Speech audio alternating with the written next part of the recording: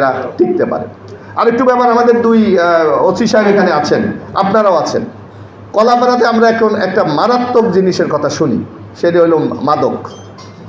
এই ব্যাপারে আমার মনে আপনারা একেবারে চোখ বন্ধ করিয়া যে এর সাথে যুক্ত থাকে, এই ব্যাপারে আমার মানে দুই ওসি সাহেবকে আমরা বললাম নো তদবির, কোনো তদবির নাই, যেই ব্যবস্থা আমরা নেবেন আমরা এখানে, আপনারা যদি ওয়াদা করেন যে সহযোগিতা করবেন, তাইলে কিন্তু আমরা মাদক নির্মূল সম্ভব।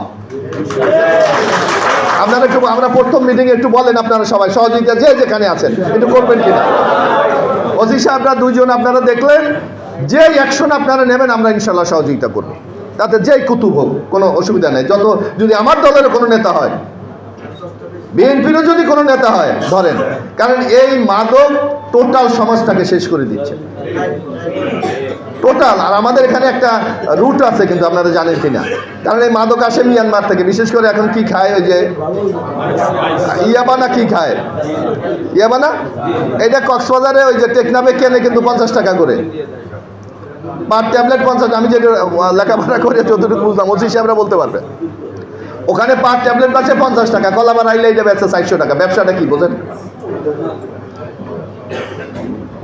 মানে 250-300 টাকা এক এক পিসে যদি ব্যবসা হয়, এই ব্যবসা কে না করে?